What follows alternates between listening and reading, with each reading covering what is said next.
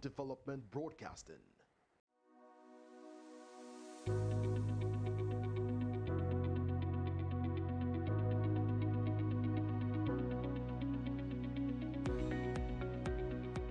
Glad to have you join us. This is Business News and Housing TV Africa. I am Flor Ani. Here are the top stories. President Tinubu appoints new board for Bank of Industry.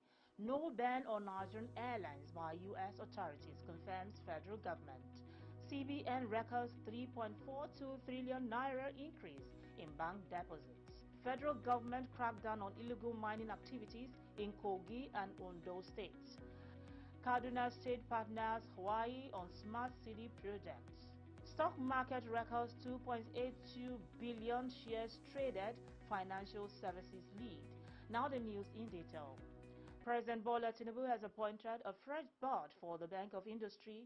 This change was made public by Ajuru Ngelale, the special advisor to the president on media and publicity, who announced the appointment of Mansur Mukhtar as the new board chairman. Mukhtar brings a wealth of experience from finance, international development, public service, and academia to his new role. The board also includes Olasupo Olusi as Managing Director and CEO, Ifeoma Uzokpala as Executive Director of Large Enterprises, and Shekaru Umar as Executive Director of Micro, Small, and Medium Enterprises.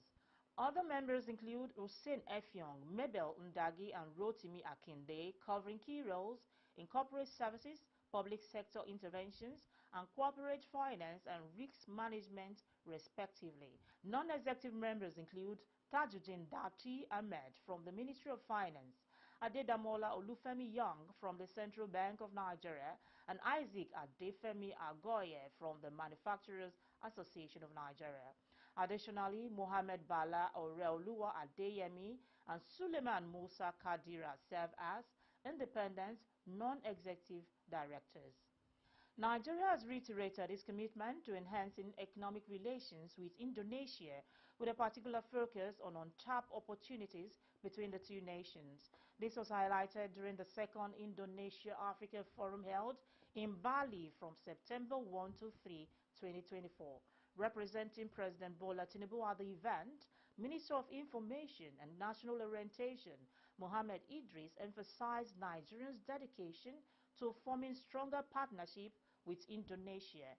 This discussion centered on leveraging shared strength in economic transformation, energy, mining, food, health security, and the digital economy to foster sustainable growth.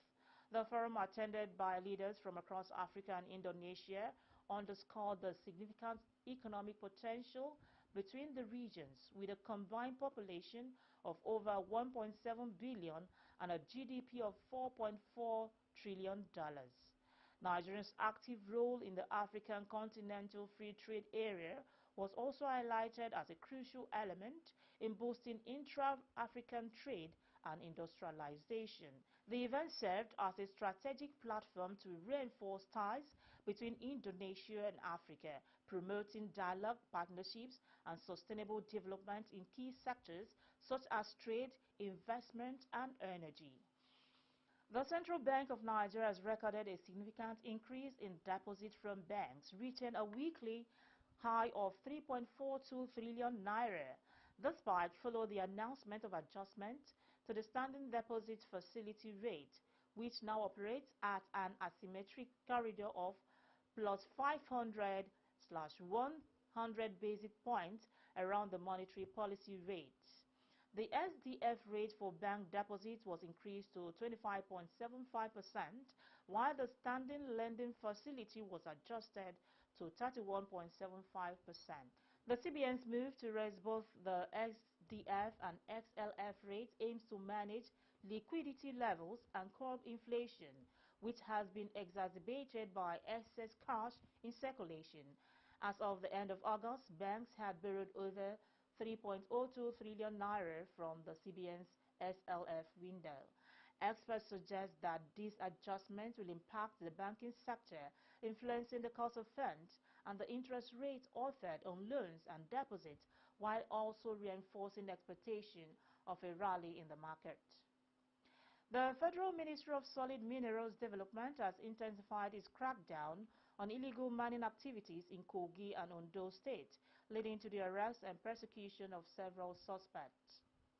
The operation, known as Operation Hayaking Congo, was carried out by the mining marshals in Kogi's Ika community, resulting in the capture of 2 Chinese nationals and a Nigerian for unauthorized mining. In a similar raid in Ondo State's Ogunlepa Oluwa Forest Reserve, 4 individuals were arrested for illegal gold mining. The suspects confessed to lacking the necessary licenses for their operations. Minister of Solid Minerals Development, Dele Alake, reiterated the government's commitment to reforming the mining sector, with the mining marshals playing key role in enforcing regulations. The initiative is part of a broader strategy to eliminate illegal mining, including plans to implement satellite monitoring of mining sites. The arrest marked the beginning of a more comprehensive effort to sanitize the mining sector and ensure compliance with Nigeria's Mineral and Mining Act. The Financial Reporting Council's Executive Secretary, Dr. Rabiu Olowo, has urged the House of Representatives Committee on Commerce to expedite the passage of the Actuarial Chartered Bill in Nigeria. During a recent oversight visit to the FRC office in Lagos, Olowo emphasized that this bill's approval will align actuarial practices in Nigeria with global standards. Olowo also sought legislative backing for the implementation of governance codes in Nigeria's public and non-profit sectors. He expressed optimism about the committee's support, highlighting the importance of stakeholder cooperation in enhancing regulatory efficiency.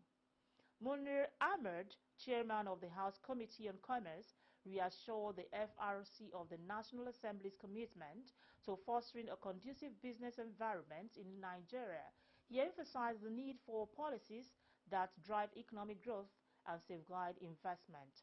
Ahmed further stressed that the committee would work tirelessly to provide the necessary legislative support for the FRC, ensuring the agency can effectively fulfill its regulatory duties. Nigeria's external debt services for the first 7 months of 2024 surged by 53.63%, reaching $2.78 billion, up from $1.81 billion in the same period the previous year. This significant increase was revealed in the Central Bank of Nigeria's weekly international payment report. The CBN data highlighted that the highest payment was made in May 2024, totaling $854.36 million, followed by $560.51 million in January and $542 million in July. Debt servicing in February, March, and April remained below $300 million, with the lowest payment recorded in June at $50.82 million. The Debt Management Office reported that Nigeria's total public debt stood at 121.67 trillion naira as of March 31, 2024, a sharp increase from 97.34 trillion naira as at the end of 2023. The rise in debt was partly attributed to naira devaluation and new borrowing. Experts warn that Nigeria risks falling into a debt trap if the trend continues. They recommend reducing borrowing and focusing on capital expenditure rather than consumption to avoid future financial strain. The federal government, through the Nigerian Ports Authority, has signed a 16-year concession agreement valued at 11 billion naira with Sandals Tinkan Water Project Limited for the Tinkan Island water system. The agreement was finalized at a ceremony at Tinkan Island Port Complex. NPA Managing Director Dr. Abubakar Dasoho stated that the concession was necessary due to the deterioration of water treatment facilities at the port. The concessionaire will spend this year rebuilding the facility, with operations set to officially begin on September 1, 2025. Dasoho emphasized that allowing the facilities to remain idle will result in significant revenue loss for the NPA and the government. He added that the concessionaire obligations include transforming the water treatment plant, maintaining it, and generating revenue by selling water to vessels. The MPA will provide a level playing field for the concessionaire, ensuring that the government policies are favorable to operators at Tinkan and other ports. The Kaduna State government has signed a memorandum of understanding with Hawaii Technologies to develop the Smart City project aimed at enhancing security and public service efficiency. The MOU was signed by Governor Uba Sani and Hawaii CEO Chris Liu in the presence of President Bola Tinubu. Governor Sani stated that the project seeks to establish a safer and smarter Kaduna State by integrating advanced technology in city management, public transportation, and other sectors. Hawaii will provide technical support for various components, including a unified command center and intelligent traffic system. A joint committee will be formed to finalize the implementation plan, funding arrangement, and technology deployment for the project. The Kaduna State government and Hawaii are committed to ensuring the project's sustainability and value. This partnership is expected to attract investment and enhance the state competitiveness in various sectors, contributing to the overall development of Kaduna State. The federal government has clarified that the United States has not imposed a ban on any Nigerian airline. This was disclosed on Monday by the Acting Director General of the Nigerian Civil Aviation Authority, Chris Najomo, who addressed recent concerns in a statement. Najomo explained that Nigeria attained the International Aviation Safety Assessment Category 1 status in 2010 and was re-evaluated successfully in 2014 and 2017. However, the country was delisted in 2022 due to the inability to maintain the required standards for the permit. He emphasized that the delisting was not related to any safety or security deficiencies in Nigeria's oversight system. Nigerian operators can still fly to the U.S. using wet lease aircraft from countries with the current Category 1 status. The NCAA reaffirmed its commitment to upholding international safety and security standards, ensuring compliance with global aviation norms, including the sovereignty of states as per the Convention on International Civil Aviation. The Dangote Petroleum Refinery has announced its readiness to export premium motor spirit if local petroleum dealers, including the Nigerian National Petroleum Company Limited, fail to purchase the product. This was disclosed by Devakuma Edwin, Vice President of Oil and Gas at Dangote Industries Limited, during a live show on Monday. Edwin confirmed that the refinery has commenced petrol production, but revealed that local oil traders have blocked sales within Nigeria by opting to import diesel and aviation fuel instead. Consequently, the refinery has been first to export its petroleum product. He expressed disappointment over the challenges faced in securing crude supplies, leading to the importation of crude from the United States and other countries. Edwin emphasized that the refinery has the capacity to meet local demand, but the lack of local patronage might necessitate further exports. The refinery, boasting world-class facilities and Euro 5 grade products, continues to export aviation fuel and diesel internationally. Edwin reiterated that Dangote's investment was aimed at benefiting Nigeria, but local support is crucial for this goal to be realized. Investors on the Nigerian exchange traded a total of 2,820,000,000 shares worth 53.5 billion naira and 50,488 deals over the past week.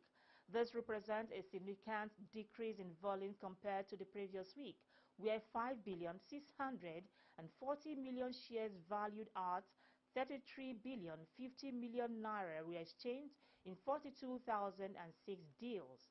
The financial services industry dominated the activity chart with 1,860,000,000 shares valued at 15,830,000,000 naira traded in 19,937 deals, contributing 65.82% and 29.83% to the total equity turnover volume and value respectively. Following this was the oil and gas industry with 288,810,000 shares worth 11,300 billion naira traded in 9,365 deals. The services industry secured the third position with a turnover of 177,670,000 shares worth 437,174,000 naira in 3,604 deals. The top three equities, namely Consolidated Hallmark Holdings PLC, Veritas Capital Assurance PLC, and Access Holdings PLC, accounted for 862,500,000 shares worth 3,800 billion naira in 3,511 deals.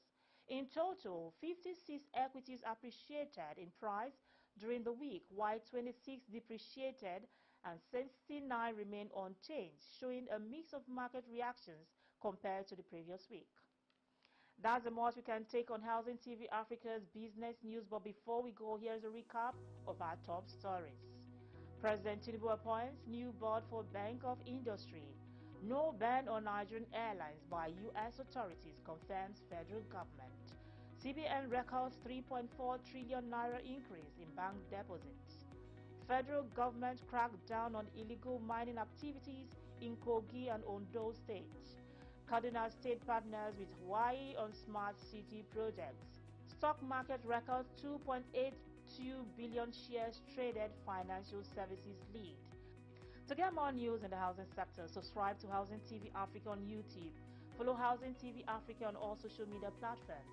Don't forget to download the Housing TV Africa mobile app on Google Play Store and App Store to stay connected. I am Flora Ani. Thanks for watching the business news.